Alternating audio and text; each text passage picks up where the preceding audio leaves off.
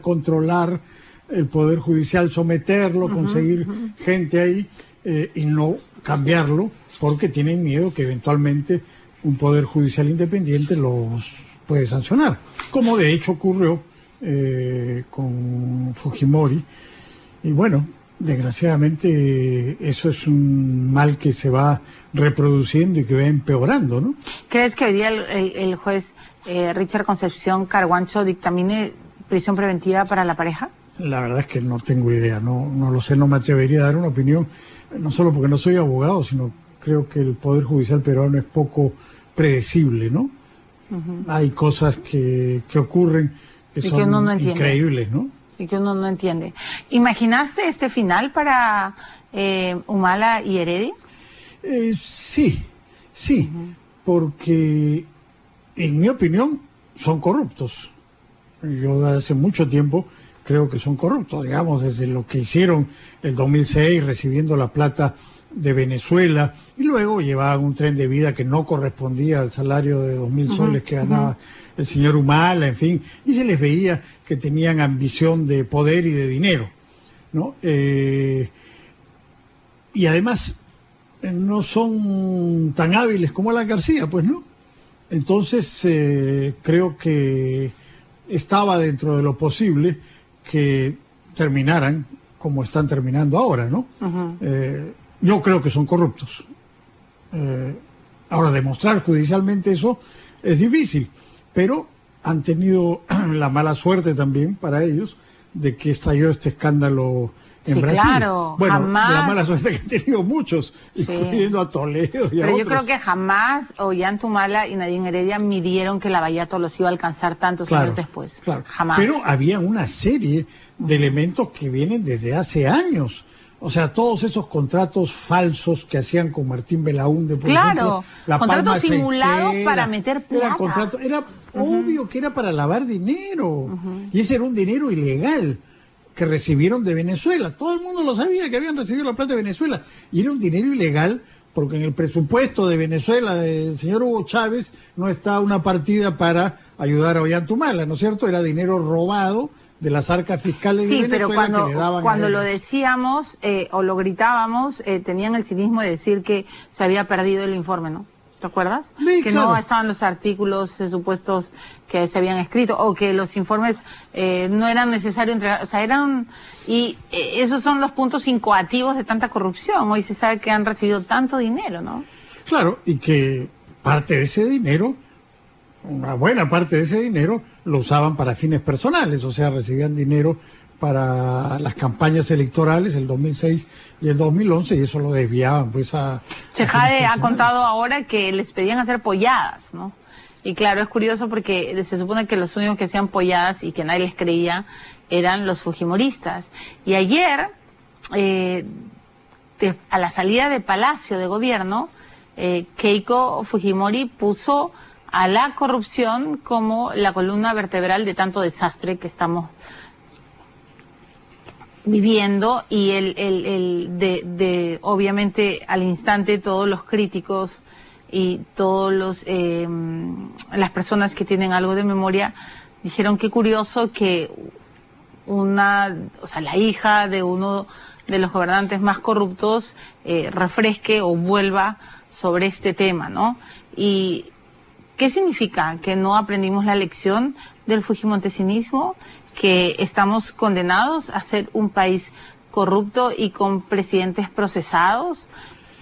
Lamentablemente no aprendimos la lección. Yo confieso que yo tuve muchas expectativas, el 2000, el 2001, cuando se creó el sistema de corrupción, anticorrupción, que es el primer sistema que dio resultados en 200 años de historia republicana, ¿no? Que juzgó de manera razonablemente imparcial a muchas personas encumbradas, gente que había tenido poder o que lo tenía o que tenía dinero, en fin, y los sancionó. Pero desgraciadamente esto no continuó. Y una de las razones por las que no continuó fue porque Toledo no quiso que continuara. O sea... ¿Por qué no quiso? Ahora ya sabemos por qué. Pero en un momento... O sea, todo esto fue impulsado por la Procuraduría anticorrupción que dirigieron José Ugaz, Luis Vargas Valdivia, todo este sistema anticorrupción fue impulsado desde ahí, porque no se iba a esperar a reformar todo el Poder Judicial, porque ahí no, esperábamos hasta las calendas griegas. Entonces se hizo un sistema especial anticorrupción que funcionó. Y en un momento, pero era un sistema anticorrupción para juzgar la década del 90, Fujimori y Montesinos. Y en un momento determinado ellos le plantean a Toledo, bueno, ampliemos esto a este gobierno, al gobierno de Toledo. Ajá, y Toledo ahí dijo dice no. Toledo dijo no. Yo me acuerdo, yo participaba en una reunión y yo apoyaba a Vargas Valdivia, que era el procurador en ese entonces, diciendo ya hay que expandirlo, que también investiguen a este gobierno. Y Toledo no, dio 1000 pretextos y al final terminaron liquidando y la pero luego pero ya sabemos ahora por qué. No, claro, obviamente la Interoceánica para empezar es una gran cereza. Él no estaba interesado en que se investigara a su gobierno porque él ya estaba metiéndose en eso, ¿no? Pero y luego viene García, Fernando, y García cuando en plena campaña y cuando asume la presidencia evidentemente dice que él no va a repetir, ninguna de las barbaridades que se hizo en su primer gobierno. E incluso recordarás cuando llama a ratas, ¿no? A los que estaban metidos en escándalos, en los famosos petroaudios que tú eres el autor de su difusión. Y él hasta hoy dice que bueno, que podrán mencionarlo, sus enemigos del alma podrán querer mancillarlo, pero que está indemne, como acabas de decir. Pero lo cierto es que en su gobierno también ha habido serios actos de corrupción. La línea 2, para empezar, metida hasta la coronilla. Y luego viene Humala, y entonces sobre Humala sí te quiero preguntar, porque Humala todo el tiempo dice, no se metan con el gasoducto, ¿no? Y estamos hablando de terrenos políticos más que... a ver, muéstrenme hoy día, por ejemplo, Carlos Paredes, que se ha presentado en la Comisión de Fiscalización, ¿no? Hay toda una sospecha sobre este exministro de Transportes de Humala, y sobre todas las negociaciones que hubo en esa época, pero para Humala, cada vez que lo veo, siempre que le hacen una pregunta, él cambia el giro y dice, en mi gobierno no hay ninguna denuncia seria, y empieza a hablar, por supuesto, de las glorias de los programas sociales, etcétera. El gobierno de Humala fue tan corrupto como los anteriores, menos corrupto, ¿qué piensas? Probablemente más, porque había más dinero. O sea, en el gobierno de Humala ha habido muchísima plata porque la economía iba muy bien, por lo menos en los primeros años, ¿no? Y entonces allá han habido pues obras gigantescas, el gasoducto, la refinería de Talara, y, en fin, muchísimas grandes obras, compras militares, millonarias, en fin. El asunto es que desgraciadamente todos los casos de corrupción grandes que se descubren nos vienen de afuera, pues no, acá no se descubre nada por esta ineficacia del sistema judicial peruano. Ese es el problema. Si no, estoy seguro que saltarían ahí muchísimos casos de corrupción en ese gobierno. Si tenemos que la corrupción está desde la cabeza, desde Ollanta Humala y Nadine Heredia, bueno, pues ¿qué podemos esperar del resto, no? ¿Y cómo observas a este gobierno en términos de corrupción? Bueno, lo primero que hay que decir es que no ha hecho mucho en la lucha contra la corrupción. Una de las grandes cosas que prometió Pedro Pablo Kuczynski en la campaña fue la lucha contra la corrupción, el cambio del sistema judicial, empezando por el Consejo Nacional de la Magistratura, que es el organismo que designa a jueces y fiscales, y que es un desastre el Consejo Nacional de la Magistratura. Bueno, PPK prometió empezar por ahí y después, cuando ya estuvo en el gobierno, dijo, bueno, era una idea, ¿no? Como algo que se le había ocurrido, cuando era un tema fundamental, y no hizo nada. Y esas cosas se hacen al comienzo. Si no se hacen al comienzo, ya es muy difícil que salgan después. Hoy día, con una popularidad baja, un gobierno muy golpeado, arrinconado por el Congreso, ya uno no puede tener expectativas de que vaya a emprender alguna gran reforma, ¿no? ¿Qué le pasó a Pedro Pablo Kuczynski? Estuve entrevistando el lunes a Lourdes Flores Enano y ella dijo que de alguna manera el presidente Kuczynski había perdido esta ilusión por el poder, ¿no? Que ella le tenía mucho cariño, pero que ella sentía que PPK de ahora no era el mismo del 2011 y que ella esperaba sinceramente que recuperara ese liderazgo para no arrinconarse más, ¿no? ¿Qué piensas que ha pasado con el presidente Kuczynski? Bueno, lamentablemente ha sido una decepción, ¿no? ¿Por qué? Porque se esperaba que impulsara pues los cambios que el Perú necesitaba y no lo ha hecho, no lo ha hecho. Se ha dejado arrinconar, no ha peleado y ahora está en una situación muy precaria.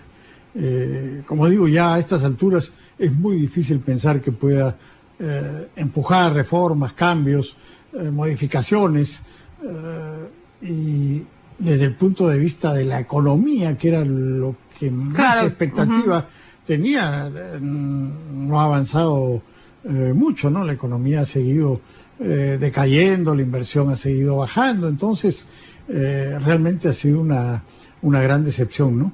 Y esto de el gobierno de lujo, el gabinete de lujo, un gobierno básicamente tecnocrático, empresarial, ha demostrado que no funciona. O sea, quizás hubiera funcionado si él tenía 73 congresistas y le dejaban hacer lo que quería, pero teniendo una situación tan difícil, con un Congreso opositor muy agresivo, lo que requería era tener una estrategia política y tener operadores políticos. ¿Y no los tiene? No los tiene, ni quiere tenerlos, ni creo que los vaya a tener. ¿Crees que no quiere tenerlo? No, no se da cuenta, están en una burbuja, están, creo, fuera de la realidad, porque ya ha pasado un año, todo el mundo se lo dice y no pasa nada. Entonces, creo que es muy complicado, ¿no? Porque esta resistencia al cambio, a darse cuenta de los errores, esta arrogancia que muestran, es muy perniciosa, ¿no? Y yo creo que esto puede acabar muy mal. Cuando dices acabar muy mal, ¿a qué te refieres? Que puede acabar como muchos presidentes latinoamericanos, expulsados. ¿Tú crees? Bueno, obvio, ¿no? ¿Cuántos presidentes han caído de esa manera en los últimos años? O sea, lo que crees es que si él no se pone las pilas, pueden incluso vacarlo. Claro que sí, claro que sí. Puede ocurrir eso, no digo que vaya a ocurrir, pero puede ocurrir, claro que sí. Pero ¿y el encuentro de ayer entre PPK y Keiko? ¿Fue Bueno, para las galerías? ¿Fue porque no le quedaba...? No, fue para las galerías. Es una cosa más o menos forzada. Keiko lo propone, toma la iniciativa, o sea, ni eso logra hacer el gobierno. Algo tan obvio, teniendo ellos el poder, ellos podían convocar, pero no lo hacen. Y Keiko Fujimori, que está también complicada por los problemas con Kenji, toma la iniciativa, y ahí hay una esgrima, ¿no? Si va Luis Bedoya Reyes, si llevan eso al acuerdo nacional, si van, Keiko propone que vayan con gente del partido, sabiendo que PPK no tiene partido y que no puede llevar a nadie de su partido. Al final tuvo que llevar a Vizcarra, que no es de su partido. Entonces, y al final, ¿qué pasó? Nada. Conversaron sobre muchos temas muy bonitos, pero no hay ningún acuerdo concreto, nada. O sea, que no te pareció genuino ese acercamiento. Bueno, me parece bien que conversen. Eso no hace daño y ojalá que conversaran más. Por lo menos un acercamiento, un intercambio, algo es algo. Es mejor que nada, ciertamente. Pero de ahí a que hay expectativas que de esa reunión vaya a salir algo, yo creo que no hay que tener muchas expectativas. ¿Y PPK te ha decepcionado y Keiko te ha entusiasmado o te ha dejado pensando? No, Keiko está en lo mismo, con problemas ahora con esta discrepancia con su hermano, ¿no? Que le ha resultado un hueso duro de roer. ¿No crees que esa discrepancia es armada? No, es muy auténtica. Eso le está haciendo daño. Le está haciendo daño sobre todo a ella. O sea, Kenji tiene un proyecto propio y está demostrando que no es tan tonto, como algunos pensaban. Sí, algunos pensaban que era tonto, pero está demostrando que no lo es. Y bueno, aparte de liberar a su padre, no sé si tiene algún otro proyecto, pero recordemos, con la campaña del 2016 lo dijo, si Keiko pierde, el 2021 eso es candidato, lo dijo. Sí, dijo que era su turno. Y después ha estado recorriendo el país, aprendiendo quechua. Lo recorre siempre, está aprendiendo quechua.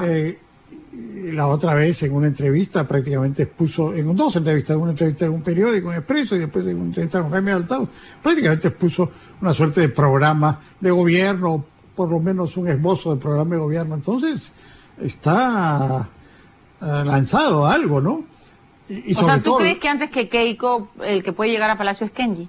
No creo que, no sé si podrá en algún momento, pero digo que se ha convertido ya en un problema para ella, que discute su liderazgo. Y con todos, y esta es mi última pregunta, y con todos estos problemas de la izquierda en América Latina, con la sentencia ya Lula, con este día negro para Ollanta y para Nadine, ¿cómo ves el futuro de la izquierda? Porque además el Frente Amplio se quebró. Pero yo no puedo creer lo del Frente Amplio, te lo juro. Tú te ríes, pero... No es tan amplio. No, pues, era un frente tan estrecho, yo lo sabía desde el inicio, pero el otro día hablaba con algunos congresistas y decía, uy, por Dios, no han durado ni un año. O sea, por lo menos un poco más para las galerías, bueno, vamos a dar idea de que somos unidos, pero ¿qué le va a pasar a la izquierda?